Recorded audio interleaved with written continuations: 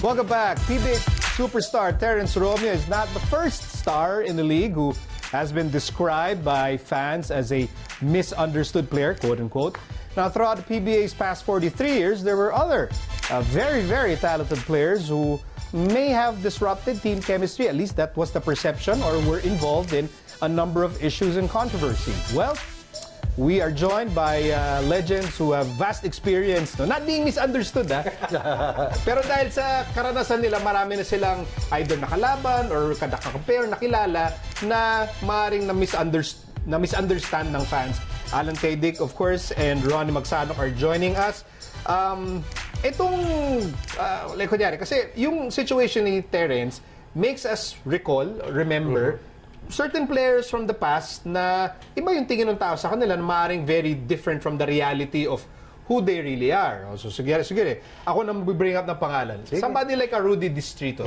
Diba? The Destroyer. Yan. Ang alam ng tao, parang sinasabi nila, sabi ng mga tao, parang dirty player, nananakit, ganyan. Pero, why was he misunderstood by people? Siguro una sa moniker niya eh. Diba? At paminsan, pag meron siyang natamaan, tulad mo? Tulad ko, nasa jaman o hindi, magnified. Pero kung titignan mo yung background ni Rudy, ayos yung mga anak niya, nung nasa PBA siya, maayos siya off-court. So maski ano yung tama o sinasabi ng mga tao, alam ko na maayos siya eh. Kaya hanggang ngayon, tinutulungan siya. Nung galing siya sa States, may trabaho siya. Kasi maayos siya eh. Pero yung The Destroyer, kumapit. Diba? Kumapit but that was just an image. Yes. Yung pagka-bad boy is just an image na whether fair or unfair, yun ang tumatatak. Totoo yun. At kakapit. Minsan ang tawag sa'yo, hindi na Distrito, for example. Destroyer. Diba sa tawagin siya, Destroyer! Yes. Diba? Another player. Sige, ito, medyo, para ingatan mo lang, ilalapit ko a generation. Hindi, Ricky Relosa. Si Ricky Relosa, tough player. Kinakatakutan to ng mga player. Pero ng mga import. Pero ano ba, gaano kalayo yung image ni Relosa sa fans doon sa Ricky Relosa na maaaring nakilala mo? Kasi sa totoo lang, tama si Ronnie, it's sometimes yung role mo sa team eh. Yun. During that time, member sila ng Bruce Brothers, sila ni Yoyoy Villamin. So talagang kailangan tough sila eh. So sila yung stopper ng import, sila yung talagang banger. Nung araw kasi usong-uso yung merong kang enforcer sa team to stop the scorer ng kabilang team. So to stop Alan. So talagang minsan nadadala mo yun sa court na we have to be tough, tapos pero outside the court he's a very nice guy. Tama si Ronnie. Ano lang yan minsan, nadadala lang talaga. Akala ng fans, pagka napanood mo na top sila sa inside, naninira, whatever. Pero outside, pag nakilala mo, matutuwa ka eh. Kumbaga, madalas, yung mga tinitignan na fans sa salbahe na player, pagdating naman sa ensayo, o kaya nakikita-kita kayong mga old-timer, ayos naman pala. Sa lomi nun. Yeah, one good example, yung kasabayan ko, si Bu Belga. Kasabayan mo, Hindi, kasabayan ko dito sa Discord. Okay. Medyo nalito ako doon eh. Pero inis na inis ako dyan nung hindi ko pa siya kilala. Nung pagkalaban namin siya, sa Rain or Shine siya, inis ako dyan. Pero nung nakilala ko dito, maayos yun. Maayos pala. Maayos yung pamilya. Alam mo favorite food, Bopis.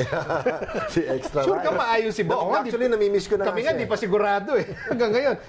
Onsi de la Cruz is another guy na enforcer, may mga picture online na immortalized na nanunura, ganyan. Pero that's just a snapshot of what he is. Right. Like, paano pagkakilala mo sa kanya? Teammate ko si Onchi ng mga 2-3 taon eh. Si Onchi, after the PBA season, flies to the US.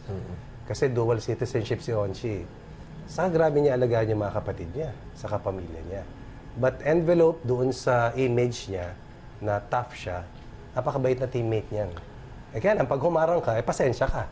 Sasagasaan ka talaga niya. Dahil maliban sa sinabi ni Alan, kailangan humanap ka ng paraan para mag-survive ka sa PBA. Yung find your role on the team. Find your edge. You have to find your identity. Halimbawa, mapansin ka ng coach. Di ba? Yung tipong, ito, kailangan ko pasok tong si Onchi kasi... Umatake ka. Di ba? Atakihin mo. Alam mo na gagawin mo.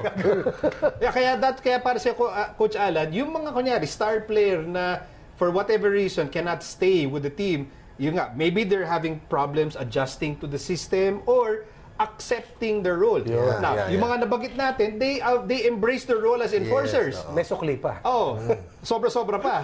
Meron naman mga player na kailangan role player sila pero ayaw nilang or nahihirapan silang tanggapin na role player lang sila given their skill set or maybe their status when they were amateur. Totoo yan. Nangyayari yun. Nangyayari yan. Yung iba hindi nakaka-transition. It's either from the amateur to the pros, di ba, Lan? Or from a team na kung saan sila yung first option. Tapos pag nag-move sa ibang team, syempre magiging role player ka. Or pag nasa twilight ka ng karera mo, paminsan, hindi ka na starter, nasa third ka na sa rotation, hindi matanggap. Kaya nangyayari minsan yung gano'n. Ito. We're showing yung listahan ni Coach Ronnie. Yun nga, yung hindi mo masyado palang mapakilala yung mga player, yung teammates mo, internal issues, hindi nyo maayos, or yung inability to adapt. Am I correct in assuming na itong dalawang kasama ko ngayon, kayong dalawa, the reason why you are in the 25 greatest is because na-check nyo lahat yan. Nakapag-adapt kayo. Nag-adjust kayo sa mga team. Well, I don't know about Coach Alan. Kasi lahat dito nag-adjust eh. 79 points eh. Nag-adjust ako. Pero yun nga. 100 plus nga eh. Ano yun? 2 quarters? 140? Pero napagod. Kayo ba, as 25 greatest, kayo, kinailangan nyo rin gawin ito. Mag-adjust. Makibagay. Makisama. Yeah, ako personally, oo. When I was with Presto, I'm playing almost 48 minutes every game. So talagang very tiring yung role ko doon. Pero nung mag-transfer ako sa San Miguel, star-studded yun. Kagagaling lang sa Grand Slam team. Nag-adjust ako doon. Parang pinrove ko kay Coach Norman na deserving ako doon. So para sa akin nga, yung adjustment na sa teammates mo, sa sistema, sa coach, sa organization, at saka yung acceptance ng role na hindi ka kagad porque main guy ka dito, paglipat mo rito, main guy ka kagad. Hindi. Kasi bago ka dumating doon sa team na yon, may core na yun eh. Meron na sila. So, you have to, adjust. Kaya, nung nasa San Miguel na ako, naging limited ang playing time ko. Parang divided kami, equal minutes. Samboy ba? Oo, pero during that time, I took it as, parang positive sign sa akin. Bakit? Hindi ako masyadong sagad sa game. Hahaba ang playing years ko, ang career ko. Di ba? Parang mas madali ang basketball sa'yo dahil marami kang nakakatulong para manalo. Did you ever have to make that adjustment for any of the teams that you played for? Eventually, yes. At maliban doon sa binanggit ni Alan, napakahalaga na maintindihan mo kung paano maging maayos na teammate, kung paano maging maayos na parte ng organization, kung paano maging eventually ambassador ng PBA. Kasi kung pag nag-uusapan yung galing at husay, paniniwala ko lahat na nakakaapak sa PBA, kaya nakarating, magaling. May husay, may distinct na kakayahan, kaya sila napili. Pero bakit yung iba tumatagal, yung iba hindi gaano, yung iba talagang nagdadaan lang. Probably, mas naiintindihan ng iba kung ano yung ibang nakabalot sa responsibilidad ng isang PBA player. Hindi lamang yung maging consistent, maging maayos, kundi pati yung pag-alaga sa pamilya, kasama yon. Pati kung paano makitungo sa mga fans, lalo nung generation namin, kasama yon. At higit sa lahat, yung maintindihan mo na pagtalo ka at masungit ka, kailangan marunong ka pa rin humarap sa mga tao. At intindihin mo na kung wala yung mga tao, walang laman yung pinaglalaroan namin. At sa kabutihang palad naman, nung panahon namin nila Alan, maayos naman. Paglabas mo, sinisigawan ka na nila. Sa tuwa. Minsan sa tuwa. Totoo naman, di ba? Totoo. At saka kailangan ma-realize din ng mga fans minsan. Ang players minsan, it's a game. Pero may mga pinagdadaanan din yan eh. Personal problems, may iniindang injury, whatever. Pero dapat yun, kung player ka, ma-set aside mo yun. Kung laro. Yung problema sa bahay o problema outside, sa labas yun. Para maging maganda yung flow ng karir mo. Tsaka yun nga, number 1 talaga is yung ikaw yung makikisama, hindi yung team ang mag-a-adjust sa'yo kung bago ka sa team. Maliban na lang kung Alan ka, hindi ka. Hindi na ako nag-adjust din ako eh. Mainit eh. 3 points. This was a very enlightening conversation and I hope marami natutunan fans and players from these two legends, Papa Ronnie Magsanok, the Trigger Man, Coach Alan K. Dick. Thank you very much.